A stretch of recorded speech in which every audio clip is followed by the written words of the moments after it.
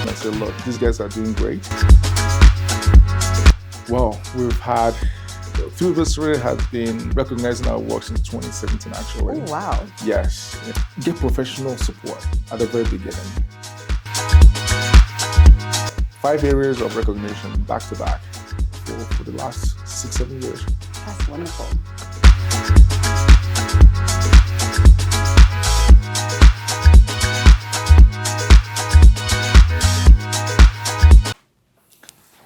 Hi, Charles. Hi, Chrissy. Well, thank you for taking your time to interview with me Of course, today. my pleasure. And we're here because since 2019, we've been winning awards in business law Yes. for the ThreeBestRated. Yes. Do you want to talk about that a little? Absolutely. Business law is one of the popular areas of practice within the firm. And for a reputable company such as ThreeBestRated to raise their hand and say, look, these guys are doing great, and they've been doing that since 2019, it is such a pleasure to have such recognition and appreciation of the work that we do in the community. That's fantastic. So how many have you had since 2019? Well, we've had ThreeBestRated has been recognizing our work since 2017, actually. Oh, wow. Yes, on the area of employment. And then in 2018, it was expanded to litigation. Then 2019, expanded to business, divorce, wills and estate, litigation, and of course, employment. And yeah. 5 areas of recognition back to back for the last 6-7 years. That's wonderful. So speaking of businesses, we have a lot of startups these days. Yes. And they come with some challenges. Yes. So what legal challenges commonly do startups have?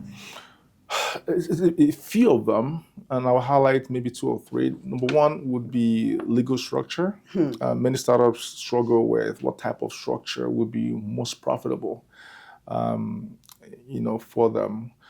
Should they be just partnerships? Should they be incorporated? Should be sole proprietors? This is where lawyers such as Osuji and Smith lawyers, that's where they come in to advise the startup in the best legal structure of their business possible. Another challenge is funding. Not necessarily a legal challenge, but it's a challenge that many startups have. With funding comes the desire to borrow money, from investors. But then the legal aspect of that is how should the investors be rewarded for the credit that they've advanced? Should the investors be equity shareholders, or should they be simply creditors to the business? And that is where lawyers come in as well. You got to look at the big picture for the business and determine how should the investors be rewarded, and how should their security be protected in the business. Another legal challenge is determining the relationship amongst the initial shareholders.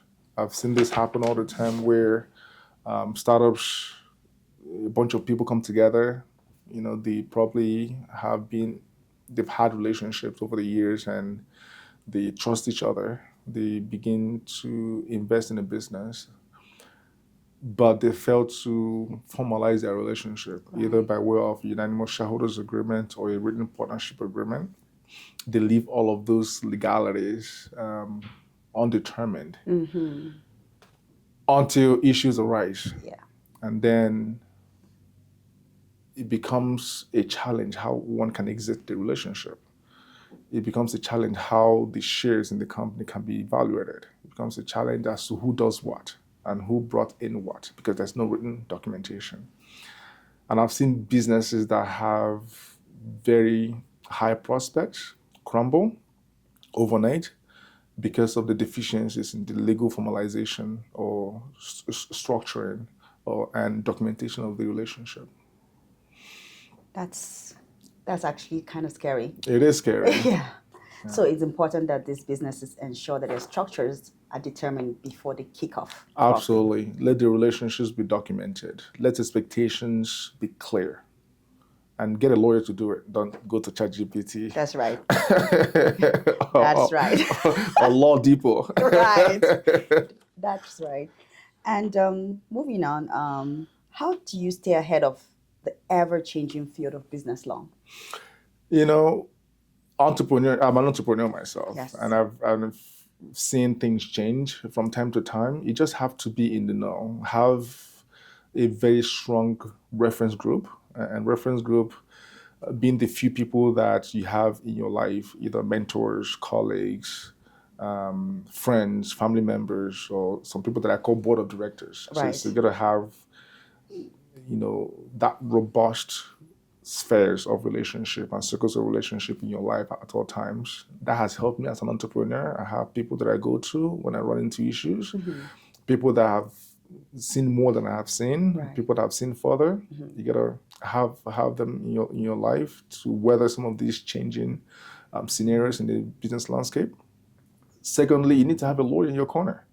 As a business owner, laws change all the time, either with change of government or changing policies, and even in court decisions. I've seen court decisions change how business are done. In places like in Alberta, you got to go to lawyers who breathe and eat this development. That's what they do for a living. That's true.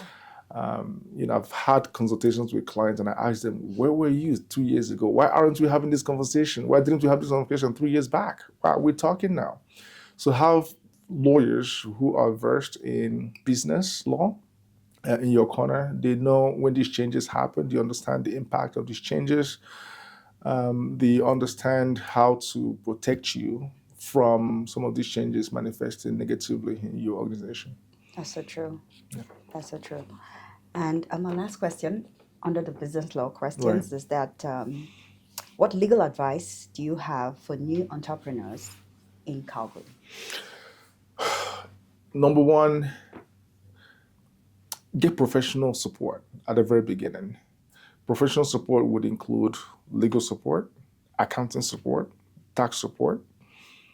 Don't try to do things on your own. When I bought this firm in 2017, as a lawyer, I could have written and drafted the agreement, but I still hired a lawyer. Right. Someone who did not have any blinders on, someone who was objective, someone who would tell me, do this, don't do that, someone that was less emotional about the transaction. So get professional support, including accounting support. Get an accountant, invest in that, invest in a tax advisor, invest in mentorships.